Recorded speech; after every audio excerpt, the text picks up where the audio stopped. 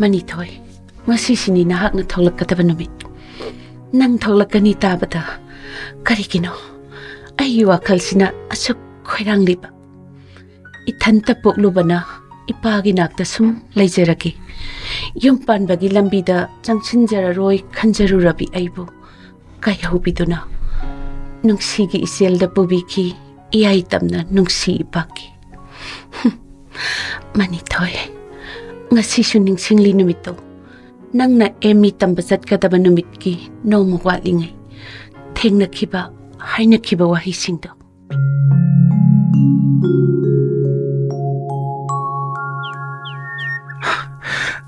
Leihao. Hayo. Punshise. Angakpaniko. Thajadaba thawdokna thalle habase. Ai ngasida mayek sengna khangmagum tawi. Ai suni khangnaramba sum tinarambadagi naksinnarakpa. Toina unarakpa. Adudagidi sum uningakpa. Udadi laingamdaba. Nomu uhawdabada laitapam khangdaba. Asumna wana khanglingaisida nangna college do thangna numit uhum yek lakhidaba. Adudagidi nangna aikhoi manaki khongnang makhongda murti saduna lepado. Leikai ki nupi macha thoklakpa khudingi pause lakpado. Aina phana honajarabasu nangna di thokpirakhidaba. Sauning na aina yumda hankiba. Numit kayangino aina numidang chara hinkibado. Aisu yadaduna thorakhidabani nangondasu kona haikhridubu. Hoini haibabudi haiyaba. Adubu numittuda kaikhiba thamoidudina khak mensinba yadau mandaba. Ho kairaba thamoido hayeng nanakta leirakanda tapna phosanba haidunidana. Leihao. Phagisu phagini. Aina emi tamdoise. Sahi ani ahumukni. Aingondadi sangraba matamni. Aingondadi sangde. Nangna bi itambado sahi mangarom changdro. Khanghaudedana adum haukhridu mangai. Hoini. Matamdudi aikoina angang oidana. Haujikti kaidoraba. Haujikti nangsia mapung phare. Leisabi phare. Phajare ningthire haibanida. Adudi mahausani taibang mapugi khosemni haiba. Adudune yam lurise. Lude kaishu. Yam thina lui. Kamai luriba hayuni. Mapung phara adina migi mejeng karan changkatoiba. Hoi bungo nangna lepo aigidi lengrabane. Yengasi kanana karamna migeng karan changakki haibado. Leihao nangbudi yam thajaida ina. Aduda leidana ahal laman mari mata khangna chanaba haiba ma adu kibai waneba. Aigidi arepani nangna emi loiraga sida thoraklagane mafam chana state service ama tauba aduga ibani gi mang macha mangminaba. Adubudi aishu yam khalibanida. Yum macha phajaba ama.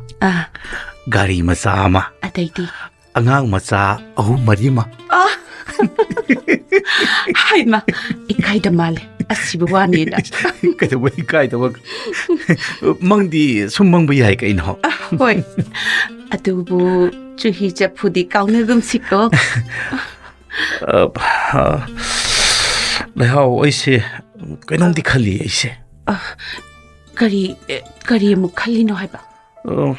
Kari gumba aina state service ya phangloidaba leiradi ai mapanda afaba multinational company amada soidna join togena khali. Mani aidi nangse kaidongoida suma panda thabak tawhaningde. Sida kaidowai phangoi soidana phangneba. Ado seldi yam changanidana. Mafam matamna pujarakanida. Ai khangida. Hiram sida nang ai yanaba ma hekta thurkane habase. Se adubune matamna marai pujarani. Ai emi se masi amta hana phasana loisinki makhana makhagi thokpa. Ai suyai emi loiraga sida su tawba yaba yam lay haijabanida. Mari lainaba department khakta natte institute mayam dasu oza oinabagi opportunity shul yam lay hai. Hoida. Punamak to yengba tabani. Ahanbada emisa pasana mukta losingizi. Hey, Leihao. Hayo. Ngai khuni. Aidi ngan kai ubudi nangi chingban mayagi samru sidi. Ngasi mayek sengna phajare da basida. Ngasi na mayek henna sengba oiramoyi. Nangna munna yengsilubogi oirongani. Migi maithongda munna yengbasichu afabati natteko. Oh, migi de yengbasu nattiye. Aigi de yengjabani kaino. Masibu iralo. Yengni pen yengkini phagi hasu majasana. Mapungna yengbabu kanana phabini haige. Ikai badunita munna yengapatugi. Isu ikai yengjarini.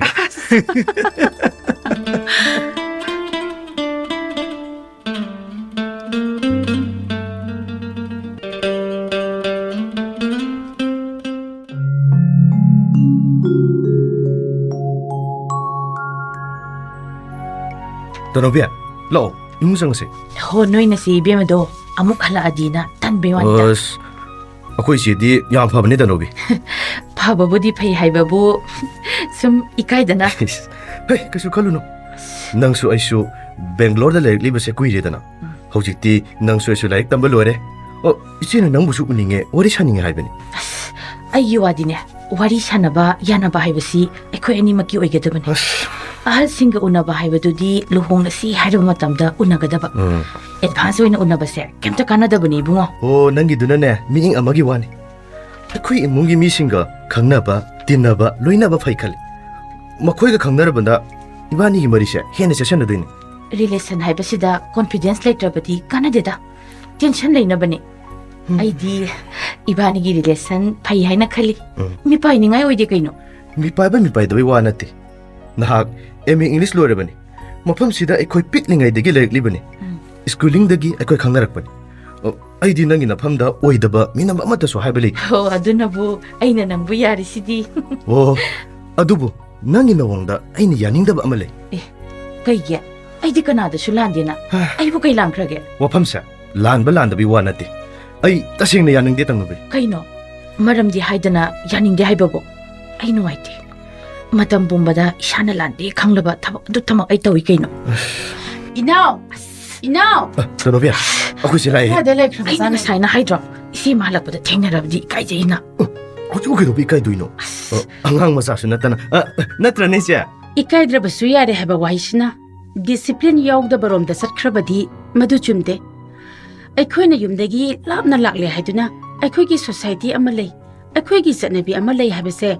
Kokthok padi chumde ko. Ako isi siya. Office ki tabak to budi. Wasa oy bani pakadani na. Anyway. Sa thaksira Tanoubi. Yara ni si, ay taksaro rege. Ay di office tagi wan halakpanina sa yamna thakningi. Adudi Tanoubi nang parikha haidoklabadi karam tawba tare. Isi ma, ay di Imphal da thoklani. Akoy pabung na tabak ama haina duna loire. Magi hingna na ba kanba matamni na tabak mo na ba da manasi haibadi yara oy dana. Ngam na ba hot na ba da mamal akak na ba laiti haidu ni da isi. Ay ko ngawri da isi. Wari siya, atupam sabiyo ba? Aduna bo ay na hairibisidi. Nakoy na hana kangda ba yadabani. Okay, enjoy yourself. Nakoy ani wari sanaw ko. Isi salon birake ko. Isi yara niye taklaroi ke. Ay siya lagi. Adudi Inao, nang Tanoubi siya karatin biruro. Oy siya, to siya.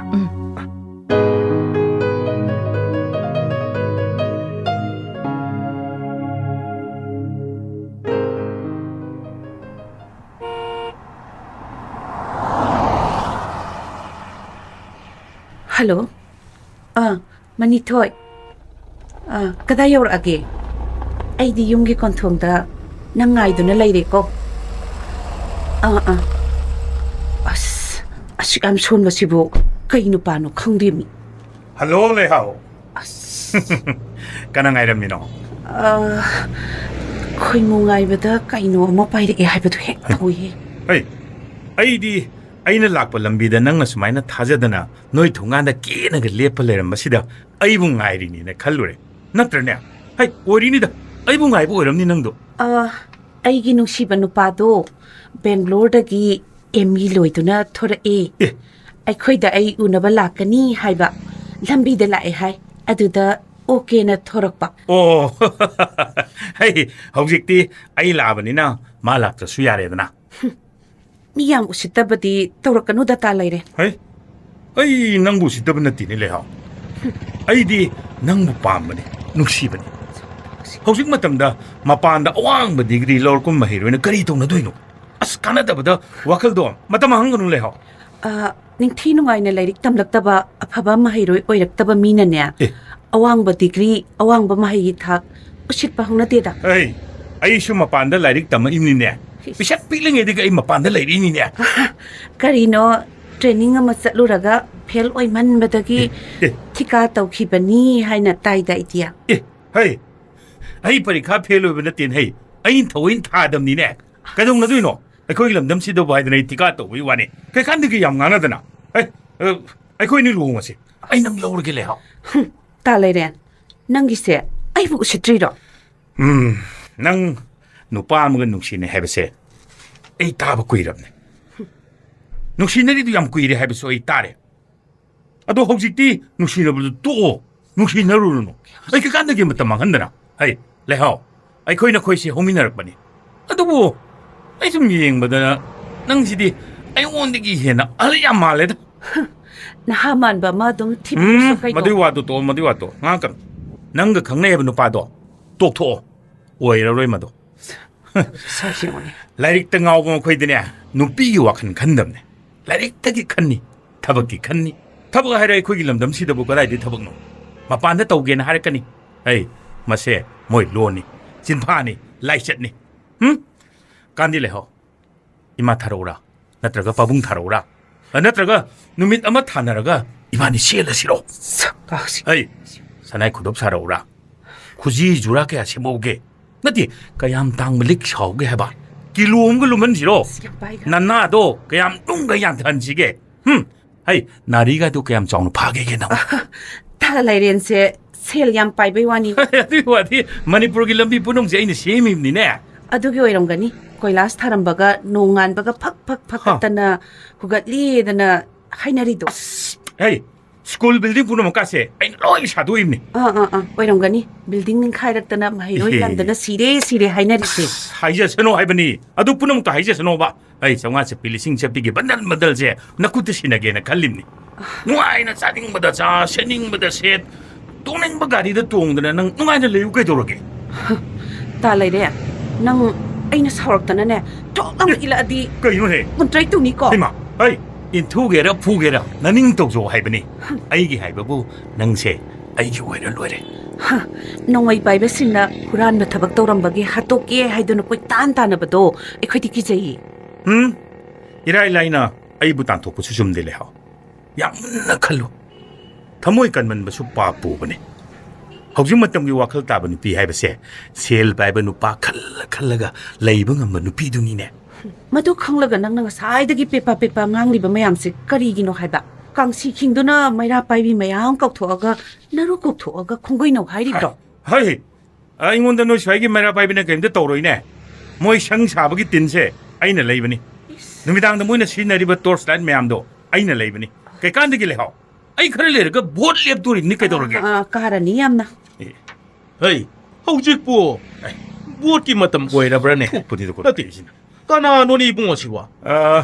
ꯍꯩ 이붕어 ꯅꯪꯕꯨ vote ꯂꯦꯞꯀꯅꯤ ꯍꯥꯏꯔꯤꯁꯤꯕꯨ ꯅꯪꯂꯅꯦ? ꯄꯥꯕꯨꯡ ꯑꯩ ꯃꯈꯥ ꯂꯩꯀꯥꯏꯒꯤ ꯊꯤꯀꯥꯗꯥꯔ ꯕꯥꯕꯨꯒꯤ ꯃꯆꯥꯅꯨꯄꯥ ꯊꯤꯀꯥꯗꯥꯔ ꯂꯩꯔꯦꯟ ꯅꯩꯗꯨꯅꯤ ꯄꯥꯕꯨꯡ.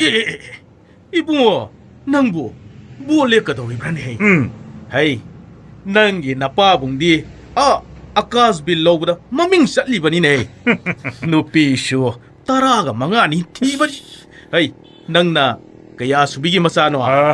빠붕 아이 누피 마리 수비기 마산. 마리 수비기 마산 해봐. 나마도디 톰비 마사코 버니. 누파 따리었다 마윰 팔루라버니네. 바부나 니판 수바 누파니. 바부디 마나 럭키바 누피 아마도 다독담니 이붕어. 아두나 나마도 누파 아마다 amuk mayum pan ngamdribanine hey nungsida babuga tumbi masagi masanu pa oira napunsido tan sagidre nasin nanau mayam duga nungai pham khamlom do manti nangbu yum pan diko pabung ai nupi thijadri aduni ne nupi thibasu bakna khangloine wakhan taba haujik matamgi nupi khaidi nupa dugi mama mapa sagai na ta yengbani tan sadrabadi laina phattaba kaido lairam tawri bani ko pabung ai gi hakchangdane laina amta leisidi leira laina haibasi hakchangda leitrabasu wakhandasu leibani bo bot lemning laklibadusu laina makhana mani ne hey hey ngai ko marak thalakano bo haujiki matamda bot lepke haiduna somthorakpa mi haibase thabaktagi potharaba sel sauna saramba civil officer police officer leipa ki mangna tangnaba mawongda lambi sorok semlamba thong saramba building saramba thikadar karabar wala mapa mapu mantri oiramba kangbugi masa masu amadi thamoi sengna rajniti tawduna leipa ki damak songthorakpadi khara khatta oiramgadamni ni bua ai mayam sidagi nangbu kari torapage ai thika tawji thika bil palloi hairabadi kalsan minister da yana na basen pirugera nupi pirugera ai yu pirugera ngamba taini bua engineer dagi thika nirubadi ne sei thika machan na ngang duri maduna ne damka da ko hey thika da asengbu oige hairabadi nongmai paiba sanga tauba tai ne hey nasa su nongmai paiba tai nangdi paidro ai nongmai su paijai ne bawa ai yengbigera sa hey miyukini thamjilo nayumda ne khara yamna thamjilo asumna su tara amuk leida babu very good biodata phajare police achaubadagina masa phaba tattana pulluko chamino thokmino ni bunga juar gado sanamino hey ai madu sudum tawine babu yare madugi thaktu yaurabadi bo lepke haibadudi yare adube bunga nungthil talakta leisabi masak phajabi thira gane pot khomagi madu matagdi tokthok ukoi bunga ai madu mapa mabung mapwana wakhongnaga yam kanthabani ko pabungi waridu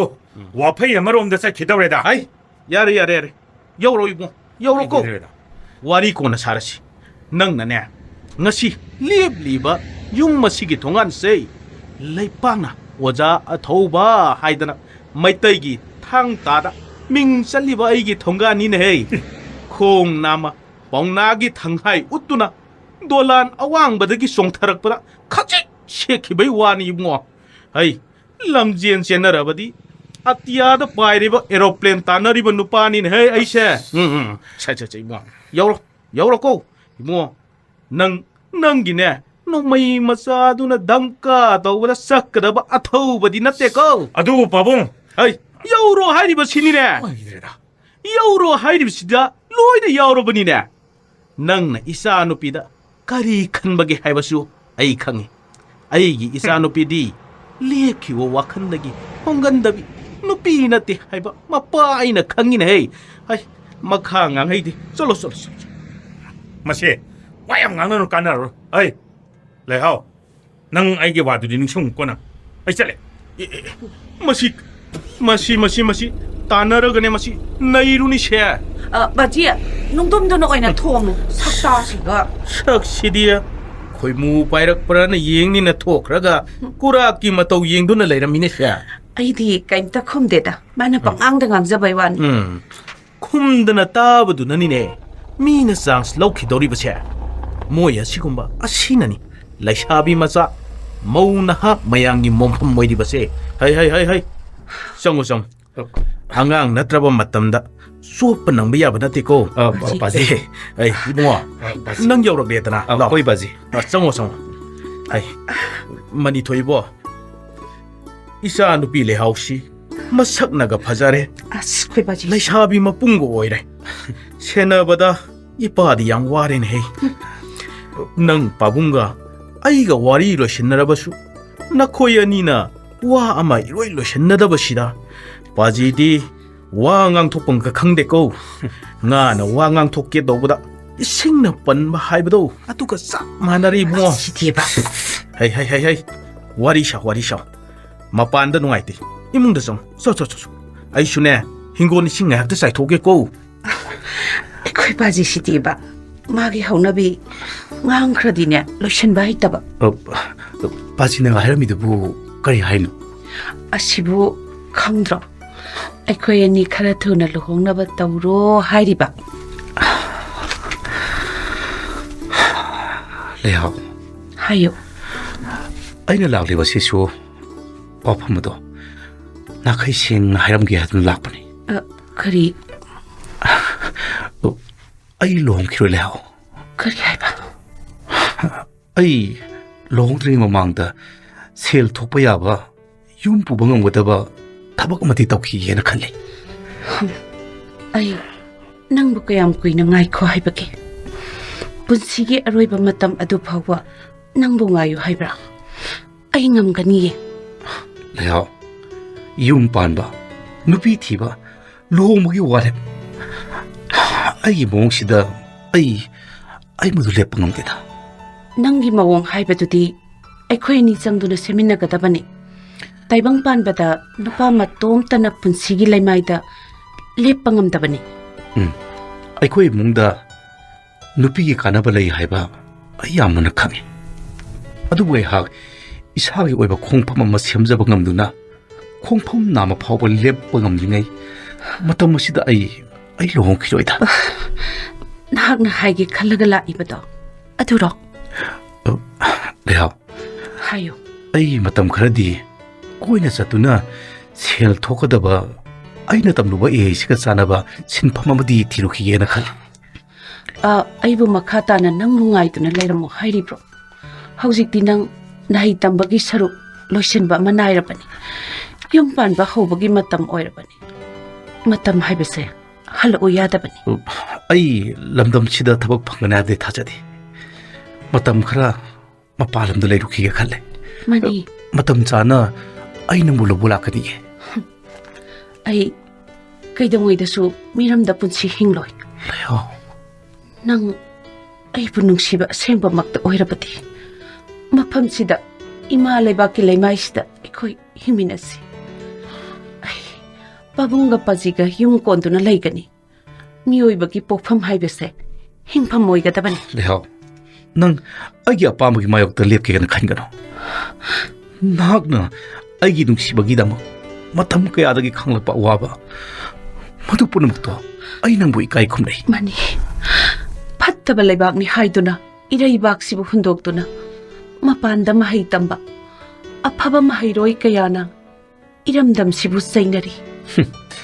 nangna ngangliba wadudi apikpa wakhalonda haibanida yengo hojik aina haribasidi aikhoigi punsida nungaina hingnanabani nang mityang pakna yengba tamu leihao Nangna miraibakta nungaina hingpham amadi leifam leibatawna uba sajatto thado.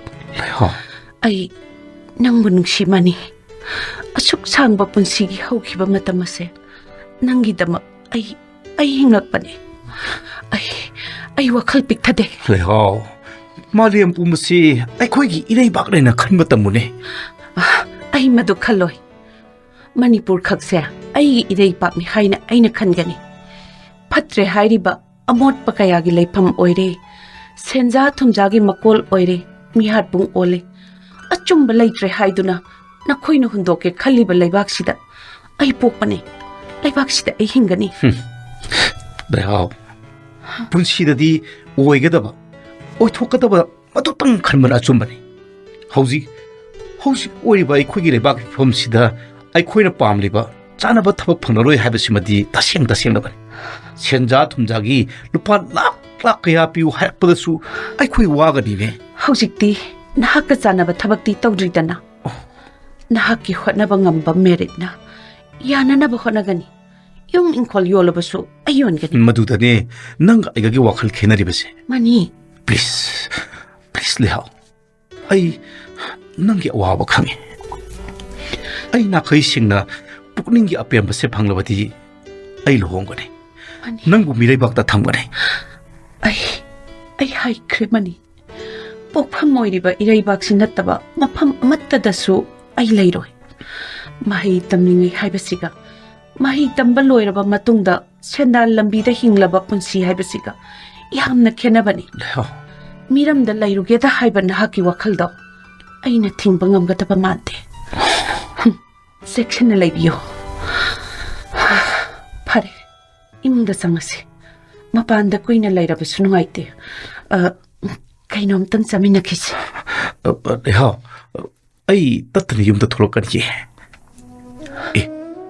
Kayore Leihao. Khangde. Ngasidi ai pukning siam nungsi. Matam kuina aina haigi khalakba matang zare khallaba. Wai asibau ai haiba ngamgadaba mante. Punsi haibase aikoina khanba aikoina ohiningba punamsingdo oitho haibadi yadabani Leihao. Matudi nan thoktuna chenba ngamgadaba miyoibagi wahaini. Nangna khangbigadabadi aidi wakhal ani lomde. Aduga aina lepkhiba warepsu hongdokpa haite haibase. Mafam matam haiba amasu leibani Leihao. Hai singba saduna aionda wangangakano. Taina pham khangdaba aigi awabase. Nangwanda taina gadra. Kanada taina doino. Ai pham khangte. Ai bu pukning sonthan kano. Nahakna bi tamba satpa. Amuk makha emi tamba. Ai nangi manglanda matam lenki. Adubu hoshiti. Nahakna miraibak hingani. Miraibak thabak tawgani haiba asimati. Aina encourage tawde. Leihao. Ahiba singna lamdam sida poksagi. Lamdam sida sijagi. Hairiba sige achumba. Phajaba amasung nungaiba maram amati laibani. Iraipak miraipak ka khenabani. Globalization haibatuti pangangangbani. Okay, pare. Imungda sangase. Le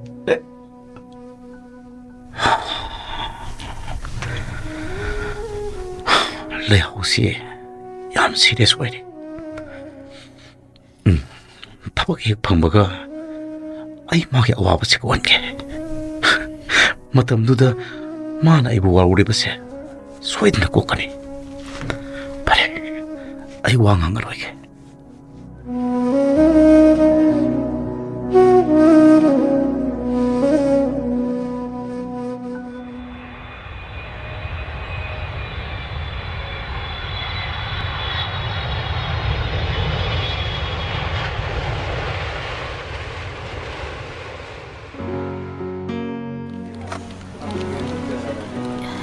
Inao, pungbudi tare haibabu no isi ibimadu thortib jala. Tholani aina call tokhrabani. As sinchu chinman khreda. Pung mapal nangnaba chatpa. Numidang wairam pung taruk tadri phawba shuti thadaba. Shuti lawragasu ahumnak tolok kakpa. Kadragasu tolok kakpa. Minai do minai mandro. Pot orma thangbadi natteda. Office ki thabakpu humang daba natteba. Ayum nomdasu akhoi tamoisu thabak tawi. Akhoi pabungsu thabak tawi. Kanamtasu pung mapalda office kade. Pung amada karaga pung ani ohumda halakpa ngaktani. Manipur sarkar gi thabak sangbada sel tingi hainaribase. Wadana arembada sel phangbagini khangbro. Stunning ba. Angang wasaguna wangangan. Thabak ki wadu to. Nang thabak phangli. Hayeng Imphal su thoklani haire. Aisu week amagi matungda Imphal na tholani na imaga babunga da paw haikrage. Aikoi Manipur da thabak thiruse. Atwa nangna na babungda haibina habada. Adu soidan haibiu ko. Hoi bungo Imphal gi wana Imphal da ngangadaba. Sida hainagadaba wana sida hainagadaba. Mafam matamgi wangang kaidogi nangbo. Result haidu e. Thabak phange. Aduna aphaw saba hore na. Aphaw saba ka natteda. Nabuk ne phat phatadana yininde. Duman torkon. ꯑꯩꯗꯤꯅꯦ ꯌꯨꯝ ꯍꯦꯛ ꯌꯧꯕꯒ ꯑꯩ ꯅꯪꯕꯨ ꯊꯣꯏꯗ ꯆꯦꯟꯁꯤꯜꯂꯗꯕꯅꯤꯀꯣ 이스 그래도 ꯆꯦꯟꯗꯣꯔꯤꯕ ꯑꯉꯥꯡ ꯃꯆꯥꯁꯨ ꯅꯠꯇꯅ ꯅꯠꯇ꯭ꯔꯗꯤ ꯑꯩꯅ ꯁꯦꯟꯅꯕ ꯌꯥꯝ ꯉꯝꯃꯣꯏꯕ ꯍꯣꯏ ꯕꯨꯡꯉꯣ ꯑꯉꯥꯡ ꯃꯆꯥꯁꯨ ꯅꯠꯇꯕ ꯑꯩꯕꯨ ꯀꯩꯒꯤ ꯁꯦꯟꯅꯗꯣꯏꯅꯣꯕ ꯑꯣ ꯑꯉꯥꯡ ꯃꯆꯥꯗꯒꯤ ꯍꯦꯟꯕ ꯑꯃ ꯅꯪꯉꯣꯟꯗ ꯌꯥꯎꯔꯤꯌꯦ ꯈꯪꯗꯦꯀꯣ ꯑꯩꯗꯤ ꯌꯨꯝ ꯍꯦꯛ ꯌꯧꯕꯒ ꯑꯩꯗꯤ ꯆꯦꯟꯗꯕ ꯁꯨꯡꯌꯥ ꯌꯥꯔꯣꯏ ꯍꯥꯏꯁꯤꯅꯤ ꯑꯁ ꯆꯦꯟꯕꯅ ꯄꯪꯍꯥꯏ ꯍꯥꯏꯖꯤꯜꯂꯛꯀꯅꯣ ꯆꯦꯜꯂꯕꯗꯤꯅꯦ ꯑꯩꯈꯣꯏ ꯃꯥꯅ ꯂꯨꯍꯣꯡꯕꯗ ꯀꯩꯝꯇ ꯎꯠꯂꯣꯏ ꯍꯥꯏꯔꯤꯕ ꯑꯣ ꯑꯩꯗꯤꯅꯦ ꯀꯔꯤꯝꯇ ꯎꯠꯂꯛꯇ꯭ꯔꯁꯨ ꯌꯥꯔꯦ ꯑꯗꯨ ꯑꯣꯏꯔꯕꯗꯤ ꯇꯣꯂꯣꯞ ꯆꯥꯔꯒ ꯊꯕꯛ ꯇꯧꯔꯒ ꯆꯦꯟꯁꯤ ꯍꯥꯏꯌꯨꯗꯅ ꯑꯁ 이제 ꯊꯣꯔꯛꯑꯦ ꯍꯥꯏꯕ 이제 좀 더 내래. ꯍꯌꯦꯡꯗꯒꯤ ꯇꯅꯧꯕꯤ ꯅꯪ ꯏꯝꯐꯥꯜꯗ ꯆꯠꯂꯅꯤ ꯍꯥꯏꯕ ꯍꯣꯏ ꯏꯆꯦꯃ 이ꯆꯦꯃꯒ ꯀꯔꯤꯅꯣꯃ ꯆꯥꯃꯤꯟꯅꯅꯤꯡꯕꯅꯦ ꯑꯗꯨꯕꯨ 이ꯆꯦꯃꯅ ꯁꯪꯗ꯭ꯔꯕꯅꯤ나 오피스ꯗ ꯇꯤꯐꯤꯟꯗ ꯑꯣꯏꯅ ꯍꯦꯛꯇ ꯄꯨꯖꯔꯛꯑꯕ ꯁꯦ ꯂꯧꯁꯤꯟꯕꯤꯌꯨ 이제 ꯊꯦꯡꯛ ꯌꯨ ꯌꯥꯝꯅ ꯅꯨꯡꯉꯥꯏꯔꯦ ꯍꯧꯖꯤꯛ ꯂꯟꯆ ꯇꯥꯏꯝꯁꯤꯗ ꯆꯥꯔꯨꯔꯒꯦ ꯑꯗꯣ ꯑꯩꯈꯣꯏ 이나ꯎꯁꯨ ꯌꯨꯝꯗ ꯆꯠꯂꯒꯦ ꯏꯝꯐꯥꯜꯗ ꯊꯕꯛ ꯇꯧꯔꯨꯔꯒꯦ ꯀꯟꯅ ꯍꯥꯏꯔꯤ ꯐꯔꯦ ꯃꯥ ꯂꯩꯕ ꯌꯦꯡꯖꯔꯁꯅꯨ ꯑꯍꯜ ꯂꯃꯟꯅ ꯂꯥꯏ ꯂꯩꯕꯅꯤ ꯍꯥꯏꯕ ꯋꯥꯍꯩꯁꯤ ꯁꯝꯇꯥꯏꯝꯁ ꯆꯨꯝꯕꯗꯧꯅ ꯈꯟꯕ ꯃꯇꯝꯁꯨ ꯂꯩꯕꯅꯤ ꯅꯈꯣꯏ ꯑꯅꯤꯒꯤꯗꯃꯛ ꯏꯁꯣꯔꯅ ꯊꯧꯖꯥꯟꯕꯤꯕ ꯑꯣꯏꯁꯅꯨ ꯊꯦꯡꯛ ꯌꯨ 이ꯆꯦꯃ ꯑꯗꯣ ꯇꯅꯧꯕꯤ ꯏꯃꯨꯡꯒꯤꯗꯤ ꯀꯔꯤ ꯀꯔꯤ ꯂꯩꯕꯤꯔꯦ 이ꯆꯦ ꯑꯩꯗꯤ ꯀꯩꯝꯇ ꯂꯩꯗ꯭ꯔꯦꯗ ꯑꯩꯈꯣꯏ ꯏꯃꯥꯅ ꯀꯩꯝꯇ ꯄꯨꯔꯛꯀꯅꯨ ꯁꯥꯔꯇꯤꯐꯤꯀꯦꯠ ꯑꯃꯁꯨꯡ ꯃꯥꯔꯛ ꯋꯥꯡꯅ ꯄꯨꯔꯛꯎ ꯍꯥꯏꯔꯛꯏꯕ ꯑꯣ ꯚꯦꯔꯤ ꯒꯨꯗ ꯑꯁꯤꯗ ꯂꯥꯛꯏꯕꯁꯤꯗꯤ ꯑꯩꯈꯣꯏ ꯂꯩꯀꯥꯏꯒꯤ ꯇꯥꯃꯣ ꯃꯅꯤꯊꯣꯏ ꯅꯠꯇ꯭ꯔꯅꯦ ꯃꯥꯅꯤꯗ ꯇꯥꯃꯣ ꯍꯥꯏ ꯇꯅꯧꯕꯤ야 ꯇꯥꯃꯣ ꯅꯪꯗꯤ ꯁꯤꯗ ꯀꯩꯗꯧꯔꯝꯃꯤꯕ ꯇꯥꯃꯣꯗꯤ ꯀꯩ ꯂꯩꯒꯦ ꯑꯩꯗꯤ ꯁꯤꯗ ꯂꯥꯛꯄꯅꯤ ꯅꯣꯏꯗꯤ ꯑꯩ ꯁꯥꯝꯇ ꯇꯥꯛꯆꯒꯦ ꯇꯥꯃꯣ 이ꯆꯦꯃꯁꯤꯅ 마이코이 IT 인지니어ꯔꯅꯤ ꯑꯗꯨꯒ ꯃꯥꯅ ꯑꯩꯒꯤ ꯀ꯭ꯂꯥꯁꯃꯦꯠꯅꯤ 이ꯆꯦꯃꯒꯤ ꯃꯧꯄꯥ ꯅꯨꯄꯥꯅꯦ 이나오 ꯀꯧꯕꯅꯦ ꯇꯥꯃꯣ ꯑꯩꯒꯤ ꯁꯦꯝ ꯌꯨꯅꯤꯚꯔꯁꯤꯇꯤꯗ ꯃꯥꯁꯇꯔ ꯇꯧꯕꯅꯦ ꯌꯥꯝ ꯅꯨꯡꯉꯥꯏꯔꯦ ꯑꯗꯨꯒ ꯃꯌꯥꯝ ꯇꯥꯃꯣꯁꯤꯅ ꯃꯅꯤꯊꯣꯏ ꯀꯧꯕꯅꯦ ꯑꯩꯈꯣꯏ ꯂꯩꯀꯥꯏꯗ ꯂꯩꯃꯤꯟꯅꯕꯅꯦ BMSꯗ ME ꯇꯝꯕꯅꯦ ꯌꯥꯝ ꯐꯕ ꯃꯍꯩꯔꯣꯏꯅꯦ ꯑꯩꯁꯨ ꯕꯦꯡꯒ꯭ꯂꯣꯔꯗ ꯂꯩꯖꯔꯛꯂꯤꯕꯁꯤ ꯐꯅꯗꯤ ꯀꯨꯏꯖꯔꯛꯂꯦ ꯑꯗꯨꯕꯨ ꯁꯣꯝꯗꯤ ꯈꯪꯖꯗꯦ ꯑꯩ ꯃꯐꯝꯁꯤꯗ ꯂꯥꯏꯔꯤꯛ ꯇꯝꯂꯤꯉꯩꯗ ꯃꯩꯇꯩ ꯃꯆꯥ ꯀꯌꯥꯒ ꯑꯩ ꯇꯤꯟꯅꯖꯔꯛꯇꯦ ꯑꯐꯕ ꯃꯍꯩꯔꯣꯏ ꯑꯣꯏꯔꯛꯄꯅꯅꯦ IT ꯄꯥꯛꯇ ꯂꯦꯡꯕꯤꯔꯛꯏꯁꯤꯕꯨ ꯀꯔꯤ ꯂꯩꯕꯤꯕꯒꯦ ꯑꯩ ꯊꯕꯛꯀꯤ ꯀꯣꯜ ꯂꯦꯇꯔ ꯑꯃ ꯐꯪꯗꯨꯅ ꯂꯥꯛꯆꯕꯅꯤ ꯑꯗꯨꯗꯤ 이ꯆꯦꯃ ꯑꯩꯈꯣꯏ ꯇꯥꯃꯣꯁꯤ ꯃꯇꯦꯡ ꯈꯤꯇ ꯄꯥꯡꯕꯤꯌꯣ ꯇꯥꯃꯣꯁꯤ ꯌꯥꯝ ꯆꯝꯕꯅꯦ ꯃꯤꯁꯨ ꯌꯥꯝ ꯐꯕꯅꯦ ꯑꯗꯨꯗꯤ ꯇꯥꯃꯣ 이ꯆꯦꯃꯒ ꯆꯪꯃꯤꯟꯅꯍꯧꯔꯣ ꯑꯣꯀꯦ ꯌꯥꯝ ꯅꯨꯡꯉꯥꯏꯔꯦ ꯅꯈꯣꯏ ꯆꯠꯂꯒꯦ ꯍꯥꯏꯔꯤꯔꯣ 이ꯆꯦꯃꯅ ꯃꯥꯔꯀꯦꯇꯤꯡ ꯈꯪꯉꯥꯏ ꯍꯥꯏꯔꯛꯄꯗꯨꯗ ꯑꯩꯁꯨ ꯏꯃꯥꯒꯤ ꯀꯩꯅꯣꯃ ꯈꯪꯂꯩ ꯍꯦꯛ ꯂꯩꯅꯤꯡꯉꯛꯄ 이ꯆꯦꯃ 이제 ꯑꯩ ꯆꯠꯂꯨꯈꯤꯒꯦꯀꯣ ꯑꯗꯨꯗꯤ ꯑꯣꯀꯦ ꯕꯥꯏ ꯇꯥꯃꯣ ꯆꯠꯂꯨꯈꯤꯒꯦ ꯐꯔꯦꯅꯦ ꯑꯗꯨ ꯇꯥꯃꯣ ꯑꯩ ꯍꯌꯦꯡ ꯏꯝꯐꯥꯜꯗ ꯊꯣꯛꯂꯅꯤ ꯇꯥꯃꯣꯒꯤ ꯌꯨꯝꯗ ꯀꯩꯀꯩ ꯄꯥꯎ ꯀꯩꯅꯣꯅꯤ ꯉꯔꯥꯡꯇ ꯊꯨꯡꯅꯕꯅꯤꯅ ꯀꯩꯁꯨ ꯇꯝꯗ꯭ꯔꯁꯨ ꯌꯥꯅꯤꯗ ꯅꯪ ꯊꯦꯡꯅꯕ ꯌꯥꯝ ꯅꯨꯡꯉꯥꯏꯔꯦꯀꯣ ꯇꯅꯧꯕꯤ ꯑꯗꯨꯗꯤ ꯆꯠꯂꯨꯈꯤꯒꯦ ꯇꯥꯃꯣ ꯐꯔꯦꯅꯦ 이ꯆꯦꯃ ꯆꯠꯂꯨꯈꯤꯒꯦ ꯍꯣꯏ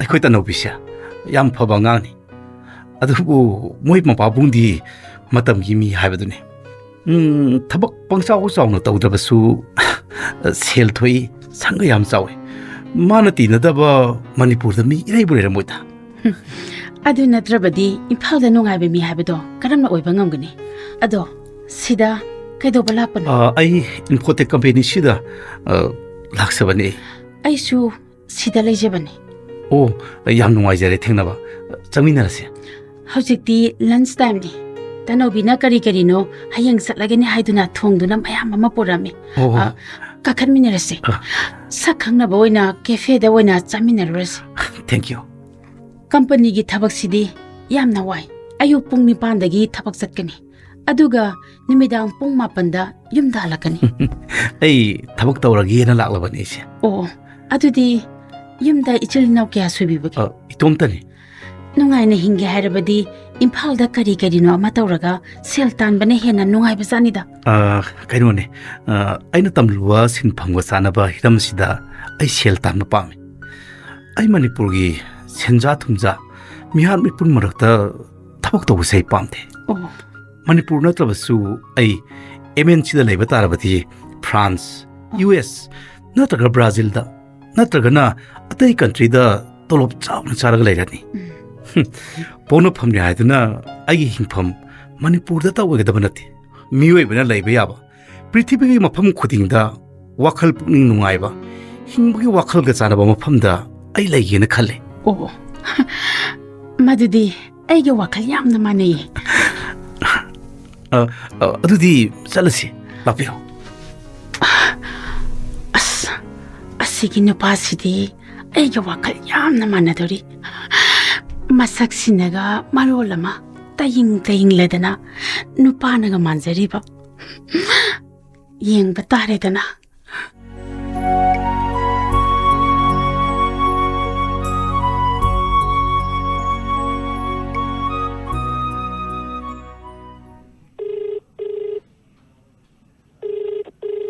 Hello. hello Kamai tawrake? oh Leihao ai infotech company da thabuk phangle tolo lupa lakh amadagi hawrani office tina thabuk yam chile ayu pung 9 dagi office sakani numidang pung 8 makhai da yumda halakani tha ahungi matung da ai USA natragana Brazil da chakhani mafam adudati tha da tolop se lupa lakh 5 phangadoini Ado, ayu am tahai ke taw. Ngako wari kona sase office da wari sabase nuaite numidang pung 10 gi matungda I call toroke adhangbu wari sase ko thame ko Kainu panu ni sibo. Leksabi pakhang numidang athengbada mobile da wari saba phatte haiduna mipum khuding na hainari basida mana athengbada wari sase haisibo. Hey, Ibema, Baji. Manithoi na di kari haire. Masi Bangalore da Infotech company da MNC haibati multinational company amada thabak phangi hai baji. Thagi lakh ama hena phangmale. Tha khargi matung da USA haibati America da natraga Brazil da chatlani hai. Tha da lupa lakh 3-5 hena phangdoi male. Adudi magi wari shidi luhongbagi wari yaudene. Aikhoi ani si karino amana ipan panbagum inak naksinaba yadabagum hek tawi baji. Bangalore dagi amuk India gi mapanda laikhiba. Haibatu nadi nakhoi ani yam thunam luhongbana phare. Nakshu magi matung induna satkroi bima. Ai satloi baji. Aina sumangonda aidi mapanda suklai leiroi. Baji ga pabunga gi seba tahogani haigrabani. Hey, madu yadine. Ai khoi gi dama khallanu ne. Ai Manithoi gi mapabung ibo chobada wari ase haudok lage. Luhombagi numit Athouba matamda lepla si hairage. Baji Nangshu Manithoi ga loinana mirei pakta mahangna pamjaba pusi mahingduda hingluroi bima. Hauzik Athouba da luhongba mane yaroi. Adugi sumathakta ai mapanda sungsat chatloi baji. Ai awaba khanglabasu sirabasu hingabasu irai pak iramdam asigi laimai de hingani.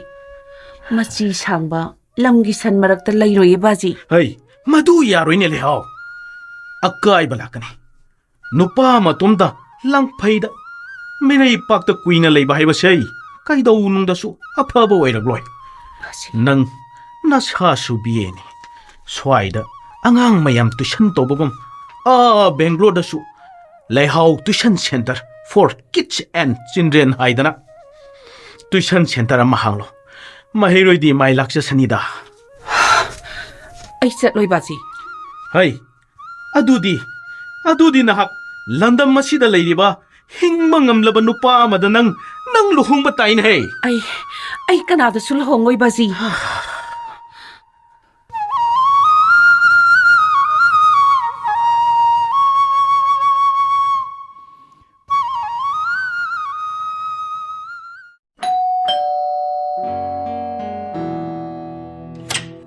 Haima, tamu oire. Aidi kana oire woi khalure. Lingshin biro tamu. Kaino kana oiroboi khallure na haisu kaino nati nangu kana unadolege Imung de lingshin biro tamu. ai pabung hoi ima hoi di udena Kanam naite jambiro.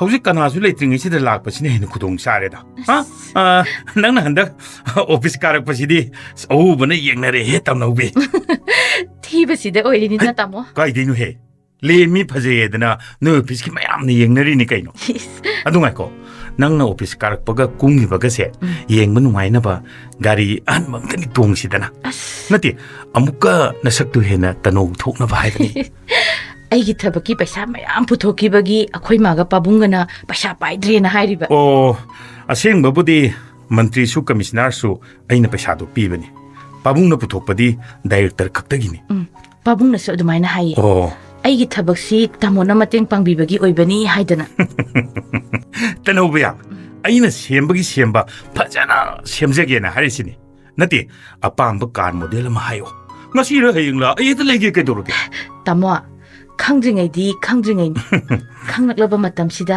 ꯑꯩꯅ ꯈꯜꯂꯤꯕꯅꯤ ꯀꯔꯤ ꯇꯥꯃꯣꯒꯤ ꯂꯃꯟꯁꯤ ꯀꯔꯝꯕ ꯃꯇꯝꯗ ꯁꯤꯡꯒꯗꯧꯔꯤꯕꯅꯤ ꯍꯥꯏꯗꯅ ꯑꯩꯒꯤꯗꯤꯅꯦ ꯑꯩꯒꯤ ꯑꯣꯏꯔꯒ ꯂꯣꯏꯔꯦ ꯑꯁ ꯑꯗꯨꯗꯤ ꯌꯥꯗꯧ ꯃꯥꯟꯗꯦꯗ ꯇꯥꯃꯣ ꯍꯥ ꯀꯔꯤꯒꯤ ꯇꯅꯧꯕꯤ ꯑꯩꯒꯤꯁꯨ ꯃꯇꯝ ꯀꯨꯏꯅ ꯈꯪꯅꯔꯛꯄ ꯑꯩꯒꯤ ꯕꯣꯏ ꯐ꯭ꯔꯦꯟ ꯑꯃ ꯂꯩꯌꯦ ꯃꯄꯥꯟꯗ ꯂꯥꯏꯔꯤꯛ ꯇꯝꯃꯒ ꯂꯩꯌꯦ ꯑꯣ ꯑꯩꯁꯨ ꯈꯪꯉꯤꯅꯦ ꯑꯗꯨꯕꯨ ꯃꯗꯨ ꯀꯥꯟꯅꯔꯣꯏ ꯇꯅꯧꯕꯤ ꯑꯦ ꯑꯣꯏꯔꯣꯏꯑꯕ ꯃꯄꯥꯟꯗ ꯈꯪꯅꯔꯛꯄꯗꯨꯗꯤꯅꯦ ꯃꯄꯥꯟꯗ ꯑꯗꯨꯝ ꯆꯠꯆꯈꯤꯅꯤ ꯑꯁ ꯃꯥꯁꯨ ꯁꯤꯗ ꯊꯕꯛ ꯊꯤꯔꯤꯕꯅꯤ ꯍꯥ ꯑꯩ ꯃꯥꯏ ꯊꯕꯛꯇꯣ ꯐꯪꯉꯣꯏꯅꯦ ꯃꯥꯅ ꯄꯥꯝꯃꯤꯗꯤ ꯑꯣꯐꯤꯁꯥꯔ ꯑꯣꯏꯔꯝꯅꯤꯅꯦ ꯃꯗꯨ ꯑꯣꯏꯔꯗꯤ ꯂꯨꯄꯥ ꯂꯥꯛ 25-30 ꯐꯥꯎꯗꯤ ꯄꯨꯊꯣꯛꯄ ꯇꯥꯕ ꯑꯁ ꯀꯥꯟꯅꯗꯧ ꯋꯥꯅꯤ ꯇꯅꯧꯕꯤ ꯑꯩ ꯂꯣꯏ ꯈꯪꯉꯤ ꯃꯇꯝ ꯃꯥꯡꯅꯕꯅꯦ ꯅꯨꯄꯥꯗꯨꯅ ꯍꯦꯛ ꯄꯥꯏꯈꯤꯕꯒꯅꯦ ꯑꯩꯈꯣꯏꯅꯤꯁꯦ ꯂꯨꯍꯣꯡꯅꯕ ꯇꯧꯁꯤ ꯅꯠꯇꯦ ꯑꯩ ꯋꯥꯗꯤꯅꯤ ꯒꯥꯔꯤ ꯀꯌꯥ ꯂꯩꯌꯨꯒꯦ ꯁꯅꯥ ꯀꯌꯥ ꯁꯥꯎꯒꯦ ꯑꯩ ꯔꯦꯗꯤ ꯂꯩꯔꯦ ꯍꯥꯏꯁꯤꯅꯤ ꯑꯁꯦꯡꯕꯩꯅꯦꯕꯅꯤ ꯇꯥꯃꯣꯒꯤ ꯋꯥꯁꯤꯗꯤ ꯆꯨꯝꯕꯨꯗꯤ ꯑꯆꯨꯝꯕ ꯉꯥꯛꯇꯅꯤ ꯍꯥꯏꯕꯕꯨ ꯏꯁꯇꯦꯠꯁꯤꯒꯤ ꯃꯄꯥꯟꯗ ꯂꯥꯏꯔꯤꯛ ꯇꯝꯕ ꯂꯣꯏꯔꯒ ꯑꯐꯕ ꯃꯍꯩꯔꯣꯏꯒꯤ 70%ꯗꯤ ꯂꯥꯏꯔꯤꯛ ꯇꯝꯕ ꯂꯣꯏꯕꯒ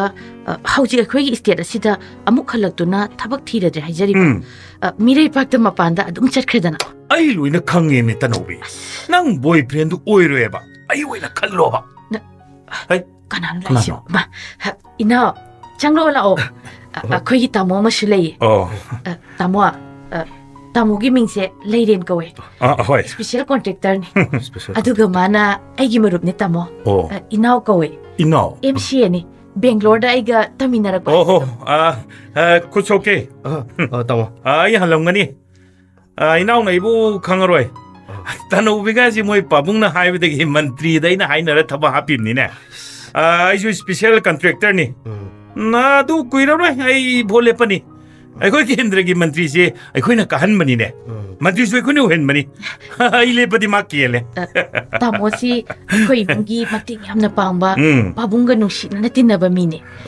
ꯅꯪꯒꯤ ꯊꯕꯛꯀꯤ ꯋꯥꯗꯨꯁꯨ ꯇꯥꯃꯣꯒ ꯍꯥꯏꯅꯒꯗꯧꯔꯤꯕꯅꯤ ꯑꯩ ꯅꯪꯕꯨ ꯂꯨꯄꯥ ꯂꯥꯛ 25 ꯊꯧꯔꯥꯡ ꯇꯧ ꯉꯝꯃꯗ꯭ꯔꯣ ꯏꯅꯥꯎꯕꯣꯡ ꯊꯕꯛꯀꯤꯗꯤ ꯊꯥ ꯑꯃꯒꯤ ꯃꯅꯨꯡꯗ ꯑꯣꯔꯗꯔ ꯊꯥꯛ ꯊꯣꯛꯍꯟꯒꯦ ꯑꯁ ꯇꯥꯃꯣꯅ ꯐꯅꯕ ꯀꯣꯛ ꯁꯤꯟꯈ꯭ꯔꯣ ꯀꯩꯗꯧꯔꯒꯦ ꯑꯩꯅ ꯁꯤꯟꯕꯗꯤ ꯀꯗꯥꯏꯗ ꯌꯥꯗꯣꯏꯅꯦ ꯁꯦꯜꯗꯤ ꯃꯟꯇ꯭ꯔꯤ ꯀꯃꯤꯁꯅꯔ ꯗꯥꯏꯔꯦꯛꯇꯔ ꯑꯗꯒꯤ ꯃꯈꯥ ꯗꯤꯂꯤꯡ ꯀꯥꯔꯠ ꯐꯥꯎꯁꯦ ꯂꯣꯏꯅꯃꯛ ꯃꯊꯛꯇꯒꯤ ꯃꯈꯥꯐꯥꯎ ꯌꯦꯟꯊꯔꯛꯀꯗꯣꯏꯅꯦ ꯑꯩꯅ ꯂꯨꯄꯥ ꯑꯃ ꯐꯪꯒꯗꯕ ꯅꯠꯇꯦ ꯃꯁꯤꯕꯨꯅꯦ ꯑꯩꯈꯣꯏꯅ ꯑꯦꯄꯣꯏꯟꯃꯦꯟ ꯄ꯭ꯔꯣꯁꯦꯁ ꯍꯥꯏꯅ ꯍꯥꯏꯔꯤꯁꯦ ꯇꯥꯃꯣ ꯃꯥꯁꯨ ꯅꯝꯕꯔ ꯌꯥꯝꯅ ꯐꯪꯂꯛꯄ ꯏꯁꯇꯦꯠꯁꯤꯒꯤ ꯃꯄꯥꯟꯗ ꯇꯝꯂꯛꯄ ꯑꯐꯕ ꯃꯍꯩꯔꯣꯏꯅꯦ ꯍꯥꯏꯕ ꯃꯄꯥꯟꯗ ꯇꯝꯃꯛꯏ ꯂꯣꯜꯂꯤ ꯈꯔ ꯉꯥꯡꯕ ꯉꯝꯃꯤ ꯃꯥꯛ ꯌꯥꯝ ꯐꯪꯉꯛꯏꯒ ꯍꯥꯏꯕꯗꯨꯅ ꯌꯥꯕꯖꯥꯠ ꯅꯠꯇꯦꯗ ꯃꯍꯩꯔꯣꯏ ꯍꯥꯏꯁꯤꯗꯤ ꯃꯄꯥꯜ ꯍꯥꯏꯕ ꯂꯩꯇꯦ ꯁꯤꯗ ꯍꯥꯏꯕ ꯂꯩꯇꯦ ꯗꯤꯒ꯭ꯔꯤ ꯄꯥꯏꯔꯒ ꯂꯣꯏꯔꯦ ꯊꯕꯛ ꯆꯪꯉꯝꯗꯥꯏꯗꯨꯗ ꯃꯅꯥꯗꯣ ꯄꯤꯕ ꯉꯝꯕ ꯑꯣꯏꯔꯒ ꯂꯣꯏꯔꯦ ꯏꯕꯨꯡꯉꯣ ꯑꯩꯒꯤꯗꯃꯛꯇ ꯑꯣꯏꯔꯗꯤ ꯌꯥꯔꯒꯗꯤ ꯊꯕꯛꯀꯤ ꯋꯥꯗꯣ ꯍꯧꯗꯣꯛꯄꯤꯔꯨꯔꯣꯅꯗ ꯇꯅꯧꯕꯤ ꯑꯩ ꯅꯪꯉꯣꯟꯗ ꯋꯥ ꯑꯃ ꯍꯥꯏꯒꯦ ꯂꯥꯛꯄꯅꯦ ꯀꯩ ꯋꯥꯅꯣ ꯑꯩ ꯗꯦꯜꯂꯤꯒꯤ ITꯗꯒꯤ ꯀꯣꯜ ꯂꯦꯇꯔ ꯑꯃ ꯐꯪꯂꯦ ꯑꯩ ꯍꯌꯦꯡꯒꯤꯗꯃꯛ ꯗꯦꯜꯂꯤ ꯆꯠꯂꯒꯦ ꯑꯗꯨꯅ ꯐꯩꯅꯦ ꯏꯅꯥꯎ ꯍꯨꯌꯨꯝꯕ ꯑꯐꯕ ꯃꯍꯩꯔꯣꯏꯗꯤ ꯃꯄꯥꯟ ꯂꯝꯗ ꯊꯕꯛ ꯇꯧꯒꯗꯕꯅꯤ ꯀꯝꯄꯦꯅꯤꯒꯤ ꯅꯠꯇ꯭ꯔꯒ ꯁꯦꯟꯇ꯭ꯔꯦꯜ ꯁꯥꯔꯚꯤꯁꯀꯤ ꯊꯕꯛꯁꯤꯡꯁꯤꯒꯤꯅꯦ ꯄꯔꯤꯈꯥꯁꯤ ꯂꯦꯞꯇꯅ ꯊꯥꯗꯅꯅꯦ ꯍꯤꯡꯅꯅꯕ ꯍꯣꯠꯅꯒꯗꯕꯅꯤ ꯅꯨꯄꯤꯁꯨ ꯅꯣꯏ ꯃꯁꯦꯜ ꯑꯥꯗ ꯊꯕꯛ ꯇꯧꯃꯤꯟꯅꯕ ꯌꯦꯡꯒꯗꯕꯅꯤ ꯑꯩꯈꯣꯏ ꯁ꯭ꯋꯥꯏꯒꯤ ꯅꯨꯄꯤꯒꯅꯦ ꯅꯈꯣꯏꯒ ꯆꯥꯁꯨ ꯆꯥꯟꯅꯗꯦ ꯆꯥꯁꯨ ꯆꯥꯟꯅꯔꯣꯏꯅꯦ ꯏꯕꯨꯡꯉꯣ ꯇꯥꯃꯣ ꯁꯨꯃꯥꯏꯅ ꯇꯧꯔꯁꯦ ꯍꯤꯔꯝꯁꯤꯗ ꯑꯩꯈꯣꯏ ꯉꯥꯡꯅꯔꯔꯣꯏꯁꯤ ꯂꯝꯗꯝꯁꯤꯒꯤ ꯆꯠꯅꯕꯤꯅ ꯅꯝꯗꯨꯅ ꯂꯥꯛꯍꯜꯂꯤꯕꯁꯦ ꯍꯣꯡꯗꯣꯛꯅꯕ ꯑꯐꯕꯁꯨ ꯐꯠꯇꯕꯁꯨ ꯄꯨꯟꯁꯤꯟꯅꯕ ꯑꯃ ꯆꯪꯉꯤ ꯅꯠꯇ꯭ꯔꯕꯗꯤ ꯑꯩꯈꯣꯏ ꯄꯨꯟꯅ ꯃꯥꯡꯃꯤꯟꯅꯔꯅꯤ ꯃꯤ ꯎꯁꯤꯠꯇꯕ ꯊꯛꯁꯤ ꯈꯥꯁꯤ ꯌꯥꯎꯗꯕ ꯑꯈꯪ ꯑꯍꯩ ꯁꯥꯕ ꯅꯣꯏꯒ ꯑꯩꯈꯣꯏꯒ ꯀꯃꯥꯏꯅ ꯄꯨꯟꯗꯣꯔꯦ ꯑꯩꯉꯣꯟꯗ ꯇꯧꯔꯛꯀꯅꯨꯀꯣ ꯑꯩ ꯀꯅꯥꯅꯣ ꯈꯪꯕ꯭ꯔꯅ ꯈꯪꯅꯤꯡꯕ꯭ꯔꯥ ꯍꯥꯏꯕꯤꯁꯤ ꯀꯔꯤꯅꯣ ꯍꯥꯏꯕꯤꯕ ꯍꯥꯏꯕꯤꯗꯕ ꯍꯥꯏꯗꯤ ꯀꯩꯅꯣ ꯅꯪ ꯇꯧꯔꯣꯅ ꯊꯝꯃꯣ Tamona jam saurodi kamai tawdoino haiba Oh, Nongmai macha ama putholaga mibu kihengani hana khaliba wakhaldo madu thado. Nahakna imung sida changlaaga khaliba wakhaldo khangdaba nupado. hey, 강아지 꼭 잡고 해야 들어. 그게 내 거는 예리지야. 난 시계 보나 하. Madudi miyoibagi wangnate. Tanoubi aiga chahi kayadagi nusinarlabulpin. ai bamunabagi damakta adungna pangal phudoknaba muknaba maongdi ai nungaite Tanoubi. ai gi supiri lejei Okay, Tanoubi. Ai chatlage. Ai nangmu yam nusi. 예. na Nungsiba amasung hingba ani se khane. 어. Nungsibadi pukninggi penabane. Hingbadi sidanabane. Nupa ama oina 어. ngamlabadi ai nangbu loba lakhe. 예. Nanggal laminaba ngamloidoba oirabadi ngasi satkibu khongchasidagi ai amona halakroi ta. 어, 너는 파니 나 어디는 파니. ngai kho 예. ai sui sagi phire pandam leitaba nupi gumnadi khangan nupa masa thokna nangna ibu haujimak puba ngamlabadi ai nangi namang thana chatkani Tanoubi asokpada tumsai kano. Hauji ai isagi phirep ama lepsaba ngamdringaisida nangbu puduna ikaitongda chatloi. 하이. 어. 하이. 이bunga. 와칼 따발 내리 해비고 왕아이도 아두니. 에이 난 그래도 싹 그러니 bunga. Aina ngangiba wasiga nanga mari ledade nang marasi yelakan. 에이. 에이. 나 그러고 또 이제. Lamdamse tikadar kabar walargana chawba lamdam oire. Senjaw paiba mina mi oina khandaba lam oire. Ai di mini. 노래는 생각해. Ai chale Tanoubi. Inao ai kho Inao sasa nuka 저렇게 난 거울이도 깨기노. 마세 뭐이게 해빛니. 아이나 하이그레드나 누파세 칼루누 오이로에나. 마코기 통나 부도 펀디네 미리 박도 꼬이는 짝바니. please tamo 통해더라. makha muk tabiraga nu kitobage 오. 아이 낭나 감박이 밥이 와니고 나트레디에 봐. 파라. 아이 무치 안 나와이테. 아이 막하 따라로.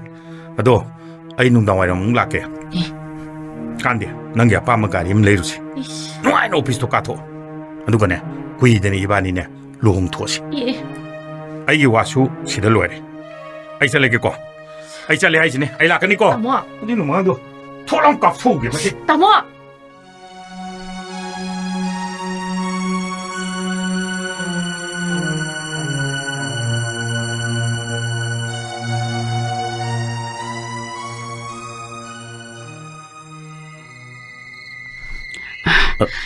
se khongdo tamna thangbiro kamana tawrinu sibo bus manungda phamna khanghodana ai kok ngore. Oh, Haktang wakhan manglore.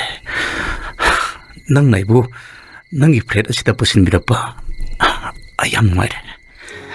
laminaba mafam amatada akhoi hingminaba kangbusi amana mabu mateng pangnagadabani. Nangi na teng pangba haibase aigidi laibak yamna phabani. Asigumba awaba khudong thiba taba matamda aibo temang bikhiba ai punsi kausiroi. Adongi punsida karigumbadasu akanba awaba amatasu subiralamgadaba mante. Ai awaba kanba thabakti ai thoyong sujarakti. Ai kefedasu lunch time da laksarami. Oh, ngasidi ai karisu sadre. Haima karigi sabidabano. Aigi sida matam khara lebiyo. Adomsi aina ujabada saba thapusu sang yamna naiba mande.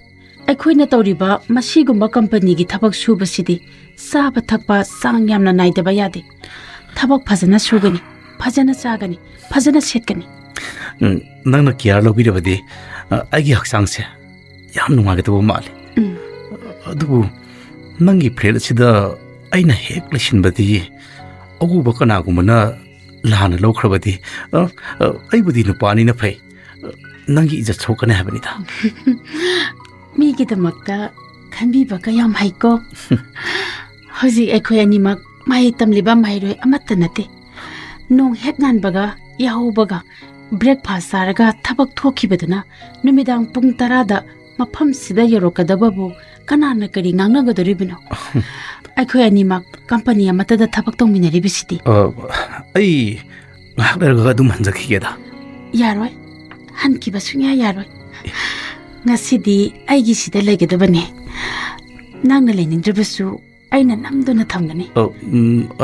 Ai ꯀꯣꯛ ꯉꯥꯎꯕꯗꯤ ꯐꯕꯒꯨꯝ ꯇꯧꯔꯦ ꯑꯣ ꯀꯣꯛ ꯉꯥꯎꯕ ꯐꯔꯦ ꯇꯨꯝꯂꯒꯦ ꯍꯥꯏꯕ꯭ꯔꯥ ꯑꯩꯈꯣꯏ ꯏꯅꯥꯎꯅ ꯍꯤꯞꯂꯝꯕ ꯀꯥꯗ ꯇꯨꯝꯒꯦ ꯍꯥꯏꯔꯁꯨ ꯌꯥꯅꯤ ꯀꯔꯤꯒꯨꯝꯕ ꯅꯨꯡꯉꯥꯏꯇ꯭ꯔꯒꯅ ꯑꯩꯒꯤ ꯀꯥꯗ ꯍꯤꯞꯄꯤꯔꯣ ꯑꯩꯅ ꯏꯅꯥꯎꯒꯤ ꯀꯥꯗ ꯍꯤꯞꯂꯒꯦ ꯉꯥꯏꯍꯥꯛ ꯄꯣꯊꯥꯕꯤꯌꯨ ꯑꯩ ꯀꯩꯅꯣꯝꯃꯁꯨ ꯊꯣꯡꯖꯒꯦ ꯉꯁꯤꯗꯤ ꯃꯐꯝꯁꯤꯗ ꯅꯨꯡꯉꯥꯏꯅ ꯄꯣꯊꯥꯕꯤꯔꯣ ꯇꯉꯥꯏ ꯐꯗ꯭ꯔꯕꯗꯤ ꯁꯨꯇꯤ ꯂꯧꯊꯣꯛꯂꯒ ꯍꯌꯦꯡ ꯅꯪꯒꯤ ꯁꯣꯔꯤ ꯁꯣꯝꯒꯤ ꯍꯛꯆꯥꯡꯁꯨ ꯃꯦꯗꯤꯀꯦꯜ ꯆꯦꯛꯑꯞ ꯇꯧꯊꯣꯛꯄ ꯌꯥꯏ ꯑꯩ ꯏꯅꯥꯎꯒꯤ ꯀꯥꯗ ꯑꯗꯨꯝ ꯇꯨꯝꯒꯦꯗ ꯅꯣ ꯃꯥꯒꯤ ꯀꯥꯗꯣ ꯑꯩ ꯌꯦꯡꯁꯤꯟꯕ ꯁꯪꯗꯗꯨꯅ ꯌꯦꯡꯁꯤꯟꯗꯕꯅꯤ ꯑꯩ ꯀꯣꯟꯅ ꯌꯦꯡꯁꯤꯟꯖꯔꯒꯦ ꯀꯔꯤꯃꯇ ꯍꯪꯒꯣꯏꯕꯤꯅꯣ ꯑꯩꯅ ꯊꯥꯖꯕꯗ ꯑꯩꯈꯣꯏ ꯑꯅꯤꯃꯛ ꯄꯨꯟꯅ ꯕ꯭ꯔꯥꯖꯤꯜꯒꯤꯗꯃꯛ ꯁꯦꯂꯦꯛꯁꯟ ꯇꯧꯒꯗꯕ ꯃꯥꯜꯂꯤ ꯑꯥꯗꯗꯤ ꯑꯩꯈꯣꯏꯅꯤꯗꯤ ꯀꯥ ꯑꯃꯠꯇꯗ ꯂꯩꯃꯤꯟꯅꯒꯗꯧꯔꯤꯕꯅꯤ ꯄꯨꯟꯁꯤꯒꯤ ꯑꯁꯦꯡꯕ ꯃꯔꯨꯞ ꯍꯥꯏꯕꯁꯦ ꯁꯤꯟꯐꯝ ꯄꯨꯟꯕ ꯑꯩꯈꯣꯏꯅ ꯑꯗꯨꯃꯛ ꯑꯣꯏꯕꯅꯤ ꯑꯩꯒꯤ ꯋꯥꯁꯤꯕꯨ ꯂꯥꯟꯕ꯭ꯔꯅꯦ ꯆꯨꯝꯃꯤꯗ ꯑꯃꯨꯛꯁꯨ ꯑꯩꯈꯣꯏꯅ ꯆꯠꯀꯗꯧꯔꯤꯕ ꯃꯐꯝ ꯑꯗꯨꯗ ꯂꯣꯏꯅꯒꯗꯧꯔꯤꯕꯁꯨ ꯑꯩꯈꯣꯏ ꯈꯔꯇꯅꯤ ꯄꯨꯟꯁꯤꯗ ꯃꯤ ꯃꯈꯜ ꯃꯈꯜ ꯀꯌꯥꯒ ꯑꯩꯈꯣꯏꯒ ꯊꯦꯡꯅꯒꯅꯤ ꯑꯗꯨꯕꯨ ꯆꯦꯛꯁꯤꯜꯂꯕ ꯃꯇꯝꯗ ꯂꯣꯏꯅꯒꯗꯕꯗꯤ ꯑꯀꯛꯅꯕ ꯃꯤ ꯈꯔꯇꯅꯤ ꯑꯩꯅ ꯈꯪꯉꯦ ꯁꯨꯡꯁꯣꯏ ꯁꯣꯏꯗꯅ ꯑꯩꯒꯤ ꯐ꯭ꯌꯨꯆꯔꯗ ꯅꯍꯥꯛ ꯑꯩꯍꯥꯛꯀꯤ ꯑꯀꯛꯅꯕ ꯃꯤ ꯑꯣꯏꯔꯛꯀꯅꯤ ꯍꯥꯏꯕ ꯀꯩꯅꯣꯝꯃ ꯊꯣꯡꯅꯤ ꯍꯥꯏꯕꯗꯨꯕꯨ ꯊꯣꯡꯕꯤꯔꯨꯔꯣ ꯍꯜꯂꯣ ꯃꯅꯤ ꯌꯨꯝ ꯌꯧꯗ꯭ꯔꯤꯕ꯭ꯔꯣ ꯂꯩꯍꯥꯎ ꯉꯁꯤꯗꯤ ꯑꯩ ꯍꯛꯆꯥꯡꯁꯦ ꯈꯔ ꯅꯨꯡꯉꯥꯏꯇꯦ ꯀꯣꯟꯅ ꯋꯥꯔꯤ ꯁꯥꯔꯁꯤ ꯀꯅꯥꯅꯣ ꯅꯨꯄꯤ ꯃꯈꯣꯜꯗꯨꯕꯨ ꯀꯅꯥꯅꯣ ꯏꯝꯐꯥꯜꯗꯒꯤꯅꯤ ꯄꯥꯈꯪ ꯑꯣꯏꯔꯤ ꯍꯥꯏꯕꯗꯥꯏꯅꯦ ꯅꯠꯇꯦ ꯑꯩꯅ ꯇꯥꯕꯗ ꯃꯥꯒꯤ ꯋꯥꯍꯪ ꯈꯨꯍꯪꯗꯨꯗꯤ ꯂꯨꯍꯣꯡꯗꯨꯅꯒ ꯏꯃꯨꯡ ꯑꯃꯠꯇꯗ ꯂꯩꯃꯤꯟꯅꯔꯕ ꯅꯨꯄꯤꯒ ꯃꯥꯜꯂꯦꯕ ꯃꯥ ꯑꯩꯕꯨ ꯌꯥꯝ ꯅꯤꯡꯖꯕ ꯅꯨꯄꯤꯅꯤ ꯑꯩꯈꯣꯏ ꯄꯥꯕꯨꯡꯒꯤ ꯃꯔꯨꯞꯀꯤ ꯃꯆꯥꯅꯨꯄꯤ ꯂꯩꯁꯥꯕꯤꯅꯤ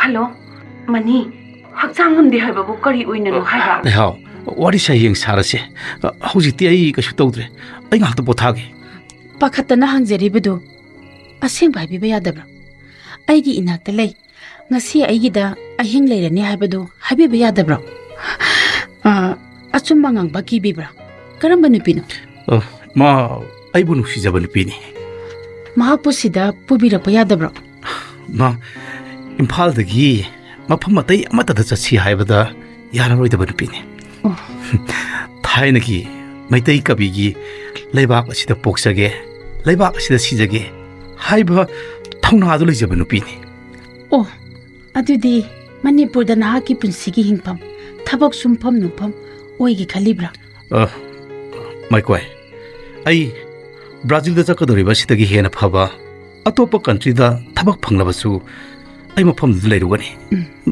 ꯃꯅꯤꯄꯨꯔꯗꯗꯤ ꯂꯩꯔꯔꯣꯏꯗ ꯂꯩꯔꯕꯁꯨ ꯅꯣꯡ ꯐꯥꯗꯣꯛ ꯍꯥꯏꯕꯗꯨ ꯇꯥꯔꯦ ꯑꯗꯨꯗꯤ ꯀꯔꯤꯒꯤꯗꯃꯛ ꯅꯍꯥꯛꯄꯨ ꯅꯨꯡꯁꯤ ꯍꯥꯏꯗꯨꯅꯁꯨ ꯅꯨꯄꯤ ꯑꯗꯨꯕꯨ ꯃꯇꯝ ꯃꯥꯡꯍꯟꯕꯤꯔꯒꯅꯤ ꯋꯥꯐꯝꯁꯤ ꯅꯠꯇꯕ ꯑꯇꯣꯞꯄ ꯍꯤꯔꯝ ꯑꯃꯗ ꯋꯥꯔꯤ ꯁꯥꯁꯤꯕ ꯑꯩꯗꯤ ꯅꯍꯥꯛꯀꯤ ꯋꯥꯐꯝꯁꯤꯗ ꯋꯥꯔꯤ ꯌꯥꯝꯅ ꯁꯥꯅꯤꯡꯉꯤ ꯃꯔꯝꯗꯤ ꯃꯦꯅꯦꯖꯔ ꯔꯣꯕꯥꯔꯠ ꯕ꯭ꯔꯣꯟꯁꯟꯅ ꯑꯩꯈꯣꯏ ꯑꯅꯤꯕꯨ ꯆꯥꯅꯕ ꯄꯨꯡꯕꯥꯅꯤ ꯍꯥꯏꯗꯨꯅ ꯁ꯭ꯇꯥꯐꯁꯤꯡꯒꯤ ꯃꯃꯥꯡꯗ ꯐꯥꯒꯤ ꯇꯧꯈ꯭ꯔꯤꯕꯗꯨ ꯑꯁꯦꯡꯕ ꯑꯣꯏꯔꯛꯄ ꯌꯥꯕ ꯋꯥꯐꯝ ꯃꯥꯏꯀꯣꯏ ꯄ꯭ꯂꯤꯖ ꯃꯤꯀꯨꯞ ꯑꯃꯒꯤ ꯃꯅꯨꯡꯗ ꯍꯤꯔꯝ ꯄꯨꯝꯅꯃꯛ ꯂꯣꯏꯅꯃꯛ ꯈꯪꯂꯒꯦ ꯍꯥꯏꯔꯕꯗꯤ ꯃꯗꯣ ꯂꯥꯏꯕꯛ ꯊꯤꯒꯅꯤ ꯇꯞꯅ ꯇꯞꯅ ꯍꯥꯏꯅꯔꯁꯤꯕ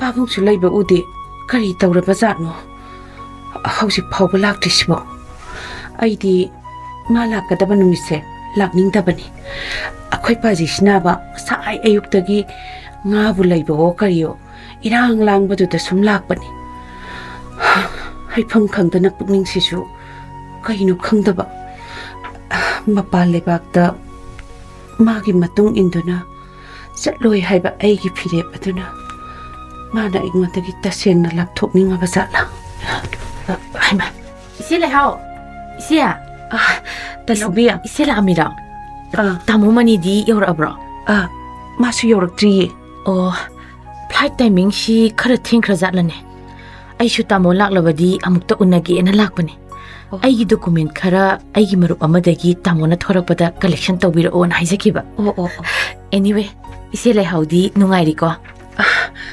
ꯋꯥꯔꯤꯗꯤ ꯍꯩꯍꯩꯗꯕꯅꯤꯅ ꯅꯨꯡꯉꯥꯏ ꯍꯥꯏꯕ ꯇꯥꯕꯅꯤ ꯅꯪꯗꯤ ꯊꯕꯛ ꯑꯃꯁꯨ ꯇꯧꯔꯦ ꯅꯔꯥꯏꯕꯛꯁꯨ ꯌꯥꯝ ꯐꯔꯦꯅ ꯇꯥꯏꯗ ꯈꯪꯗꯦꯗ ꯏꯆꯦ ꯅꯨꯄꯥ ꯑꯉꯥꯎꯕ ꯑꯃꯈꯛ ꯊꯦꯡꯅꯔꯨꯕꯗꯒꯤ ꯃꯐꯥꯡ ꯍꯥꯏꯕꯗꯨꯅꯤ ꯑꯩꯒꯤ ꯅꯨꯄꯥꯁꯤ ꯏꯆꯦ ꯄꯨꯡꯉꯥꯎꯅꯦ ꯇꯁꯦꯡꯕꯗꯤ ꯑꯩꯒꯤꯗꯤ ꯕꯦꯡꯒ꯭ꯂꯣꯔꯗ ꯇꯝꯃꯤꯟꯅꯕ ꯑꯩꯅ ꯌꯥꯝ ꯅꯨꯡꯁꯤꯖꯕ ꯅꯨꯄꯥ ꯑꯃꯈꯛ ꯂꯩꯔꯝꯃꯦ ꯑꯩꯅ ꯁꯨꯝ ꯈꯜꯂꯛꯄꯗ ꯃꯉꯣꯟꯗ ꯂꯩꯔꯒꯗꯤ ꯅꯨꯡꯁꯤꯔꯁꯨ ꯑꯩꯁꯦ ꯀꯣꯛ ꯌꯥꯝ ꯁꯥꯗꯧꯕ ꯃꯥꯟꯕ ꯑꯗꯨ ꯏꯆꯦ ꯅꯨꯡꯁꯤꯕ ꯅꯨꯄꯥ ꯍꯥꯏꯕꯁꯤꯒ ꯌꯨꯝ ꯄꯥꯟꯕꯗ ꯍꯤꯡꯃꯤꯟꯅꯒꯗꯕ ꯅꯨꯄꯥ ꯍꯥꯏꯕꯁꯤga ꯌꯥꯝ ꯈꯦꯠꯅꯖꯥꯅꯤꯗ ꯏꯆꯦ ꯌꯥꯝ ꯆꯨꯝꯃꯦ ꯅꯪꯗꯤ ꯌꯥꯝ ꯁꯤꯡꯉꯤꯅ ꯇꯅꯧꯕꯤ ꯈꯪꯗꯦꯗ ꯏꯆꯦ ꯑꯩꯅ ꯍꯥꯏꯖꯒꯗꯕ ꯍꯥꯏꯕꯕꯨ ꯃꯇꯝ ꯃꯥꯡꯍꯜꯂꯨꯅꯨ ꯊꯣꯛ ꯍꯦꯛꯇ ꯆꯦꯟꯊꯣꯛꯂꯒ ꯅꯥꯈꯩ ꯍꯦꯛꯇ ꯁꯦꯡꯗꯣꯛꯅꯧ ꯏꯆꯦ ꯏꯆꯦꯒ ꯇꯥꯃꯣ ꯃꯅꯤꯒꯒꯤ ꯋꯥꯔꯤꯁꯦ ꯑꯩꯈꯣꯏ ꯂꯩꯀꯥꯏ ꯂꯣꯏꯅ ꯈꯪꯖꯥꯅꯤ ꯋꯥꯔꯤ ꯑꯣꯏꯍꯧꯕꯒꯤ ꯊꯕꯛꯁꯤꯃꯅꯦ ꯏꯆꯦ ꯄꯨꯟꯁꯤ ꯂꯥꯏꯃꯟ ꯑꯣꯏꯅꯕꯅꯤ ꯀꯥꯟꯅꯗꯦꯗ ꯏꯆꯦ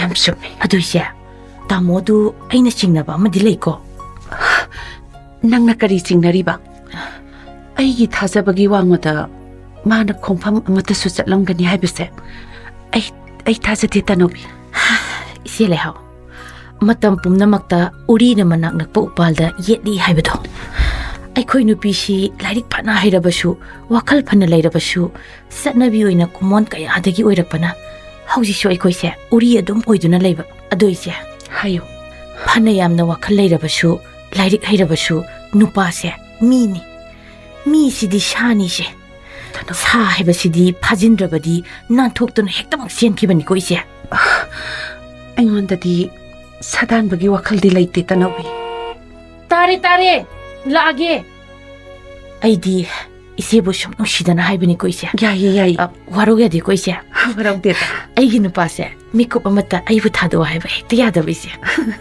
ꯑꯩꯁꯦ ꯃꯥꯅ ꯌꯥꯝ ꯄꯥꯝꯖꯈ꯭ꯔ ꯃꯥꯜꯂꯦ ꯃꯥꯅ ꯃꯇꯨꯡ ꯀꯣꯏꯏꯟ ꯏꯟꯅꯕꯁꯤꯗꯅꯦ ꯀꯣꯛꯀ ꯉꯥꯎꯕꯖꯥꯠꯅꯤꯗ ꯏꯆꯦ ꯅꯣꯡꯃ ꯏꯆꯦ ꯈꯣꯏꯗ ꯂꯥꯛꯆꯒꯦ ꯏꯆꯦꯗ ꯁꯥꯅꯤꯡꯕ ꯋꯥꯔꯤ ꯌꯥꯝ ꯂꯩꯀꯣ ꯏꯆꯦ ꯍꯣꯏ ꯃꯄꯨꯔꯣꯏꯕꯅ ꯅꯨꯡꯁꯤꯕꯤꯕ ꯄꯥꯝꯖꯕ ꯅꯨꯄꯤ ꯑꯣꯏꯕ ꯍꯥꯏꯕꯁꯦ ꯂꯥꯏꯕꯛ ꯐꯕꯤ ꯅꯨꯄꯤꯒꯤ ꯃꯄꯣꯛꯅꯤ ꯍꯥꯏꯅꯔꯤꯕꯅꯤꯀꯣ ꯅꯥꯛ ꯂꯥꯛꯑꯝꯃꯤ ꯍꯥꯏꯕꯁꯦ ꯑꯩ ꯅꯣꯏ ꯇꯥꯃꯣ ꯃꯅꯤꯊꯣꯏꯗꯁꯨ ꯇꯝꯒꯦ ꯍꯣꯏ ꯏꯆꯦ ꯑꯗꯨ ꯍꯟꯗꯛꯇꯤ ꯏꯆꯦ ꯊꯣꯛ ꯍꯦꯛꯇ ꯂꯨꯍꯣꯡꯊꯣꯛꯂꯁꯤꯀꯣ ꯇꯥꯃꯣꯅ ꯆꯠꯄ ꯈꯨꯗꯤꯡꯒꯤꯁꯨ ꯏꯆꯦꯅ ꯅꯇꯨꯡ ꯏꯜꯂꯣ ꯑꯁ ꯉꯥꯏ ꯉꯝꯈꯤꯗ꯭ꯔ ꯄꯣꯠꯅꯤꯍꯦ ꯆꯠꯂꯨꯈꯤꯒꯦꯀꯣ ꯏꯆꯦ ꯐꯔꯦ ꯌꯧꯔꯣ